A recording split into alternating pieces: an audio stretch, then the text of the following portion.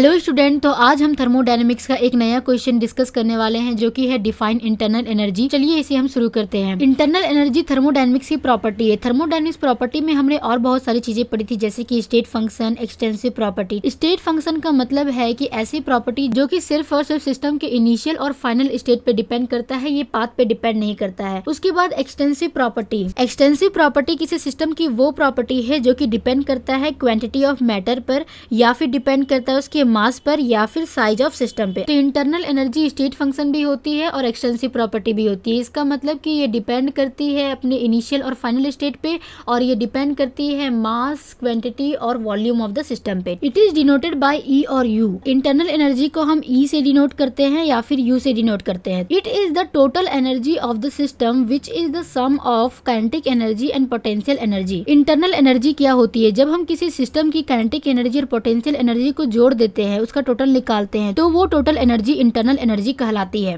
Thermodynamics के chapter में आपने सिस्टम और सराउंडिंग के बारे में पढ़ रखा है, तो जिसे आप कंसीडर कर रहे होते हो उसे हम कहते हैं सिस्टम। तो जब आप उस सिस्टम की काइनेटिक एनर्जी, पोटेंशियल एनर्जी या फिर उसके पास जितनी भी एनर्जी है सबको जब आप जोड़ देते हो और उसका टोटल निकालते हो, तो टोटल एनर्जी कहलाती है इंटरनल एनर्जी। आई होप तुम्हें समझ में आ गया होगा। Kinetic energy is due to translational motion, rotational motion, circular motion, vibrational motion, etc. Kinetic energy कहाँ से आती है? वो जो भी सिस्टम है उसके पास कुछ ट्रांसलेशनल मोशन भी होता होगा। ट्रांसलेशनल मोशन का मतलब ये है कि वो स्पेस में एक्स एक्सिस, वाई एक्सिस और जेड एक्सिस तीनों कोऑर्डिनेट में प्रेजेंट है। तो स्पेस में एक्स, वाई, जेड एक्सिस में मोशन करने की जो एनर्जी होती है उसे हम ट्रांसलेशन मोशन कहते हैं। फिर आता है रोटेशनल मोशन, सिस्टम की रोटेशनल मोशन, उसकी सर्कुलर मोशन यानी कि जो गोल गोल घूमता है वो वाली मोशन, वाइब्रेट करती है उसकी मोशन। तो सिस्टम के पास अलग अलग टाइप की मोशन होती है, अलग अलग टाइप की एनर्जी होती है। तो काइनेटिक एनर्जी यहीं से आती है। ये सारे एनर्जी को आप जब जोड़ दोगे तो वो मिल करके कहलाती है काइनेटिक एनर्जी। तो हम शॉर्ट में लिख सकते हैं K is equal to U T plus U R plus U C plus U B. UT का मतलब है ट्रांसलेशन मोशन में जो इसकी एनर्जी है, आर का मतलब है रोटेशनल मोशन में जो इसकी एनर्जी हुई, सी का मतलब है सर्कुलर मोशन में जो इसकी एनर्जी हुई, और भी का मतलब है वाइब्रेशन मोशन। तो ये सारे मोशन को, और अगर कोई और मोशन होगा तो वो सबको ऐड कर दो तो वो क्या कहलाता है? काइनेटिक एनर्जी कहलाता है। और हमने देखा था कि किसी भी सिस्टम की काइनेटिक एनर्जी और पोटेंशियल एनर्जी को जब हम जोड़ देते हैं तो हमें इंटरनल एनर्जी मिलता है। तो ये काइनेटिक एनर्जी यहाँ से आता है। पोटेंशियल एनर्जी किसे कहते हैं? तो potential energy is due to subatomic particles और न्यूक्लियस। जो भी आपके पास सिस्टम दिया हुआ है, हर एक चीज जो है वो एटम से बना हुआ है, मॉलिक्यूल से बना हुआ है। तो सब एटॉमिक पार्टिकल्स की जो एनर्जी होती है उसे हम पोटेंशियल एनर्जी कहते हैं। तो यहाँ पर सब एटॉमिक पार्टिकल्स या न्यूक्लियस, या फिर आप बोल सकते हो प्रोटॉन्स, न्यूट्रॉन्स, इलेक्ट्रॉन, ये सब की एनर्जी को जब आप एडअप करोगे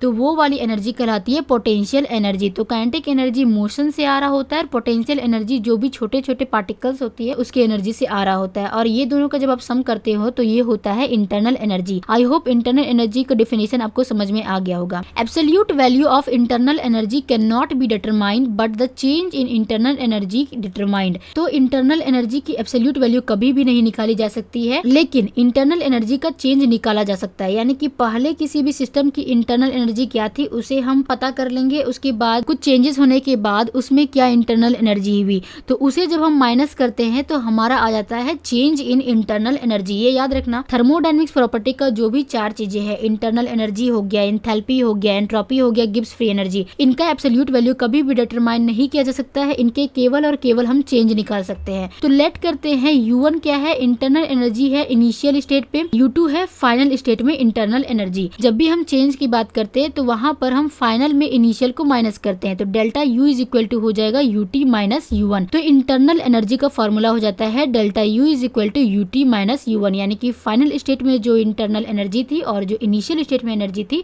उसे हम माइनस कर देंगे तो हमारा आ जाएगा चेंज इन इंटरनल एनर्जी। अब कुछ नोट है जो हमें याद रखनी है। कभी भी आप साइक्लिक प्रोसेस करते हो तो वहाँ डेल्टा U की वैल्यू हमेशा 0 होती है। साइक्लिक प्रोसेस का मतलब होता है वैसी प्रोसेस जो इनिशियल स्टेट से फाइनल स्टेट में जाए, फाइनल स्टेट से दोबारा इनिशियल स्टेट में चला जाए। जैसा कि हमने देखा कि ये स्टेट फंक्शन है, यानी कि ये पाथ पे डिपेंड नहीं करता, इनिशियल और फाइनल पे डिपेंड करता है। तो सोच के देखो, अगर UT भी सेम हो जाए तुम्हारा और U1 भी सेम हो जाए तो डेल्टा U क्या हो जाएगा? 0 हो जाएगा। तो हमेशा साइक्लिक प्रोसेस के लिए इंटरनल एनर्जी 0 होती है। आइसोथर्मल प्रोसेस के लिए भी डेल्टा U 0 होता है। आइसोथर्मल प्रोसेस का मतलब ये है कि जहाँ पर टेम्परेचर 0 हो, यानी कि टेम्परेचर यहाँ पर कांस्टेंट हो जाता है, तो डेल्टा U भी 0 हो जाएगा। In case of ideal gas internal energy is equal to kinetic energy. Ideal gas के केस में अगर हम देखा जाए तो इंटरनल एनर्जी किसके बराबर होती है? काइनेटिक एनर्जी एनर्जी के बराबर होती है। तो चलो क्विक रिवीजन करते हैं। हमने देखा कि इंटरनल एनर्जी स्टेट फंक्शन होती है, एक्सटेंसिव प्रॉपर्टी होती है, इसे हम ई और यू से डिनोट करते हैं। ये किसी भी सिस्टम की वो टोटल एनर्जी होती है जो काइनेटिक एनर्जी और पोटेंशियल एनर्जी को सम करने से मिलती है। काइनेटिक एनर्जी हमारा translation motion, rotational motion, circular motion और वाइब्रेशनल मोशन को एड अप करने से आता है। पोटेंशियल एनर्जी सब एटॉमिक पार्टिकल्स की एनर्जी को ऐड करने से आता है। एब्सोल्यूट वैल्यू कभी भी इंटरनल एनर्जी का हम डिफाइन नहीं कर सकते हैं, लेकिन हम चेंज इन इंटरनल एनर्जी को डिटरमाइन कर सकते हैं। इसमें हमने U1 देखा जो कि इनिशियल स्टेट थी, U2 थी हमारी फाइनल स्टेट।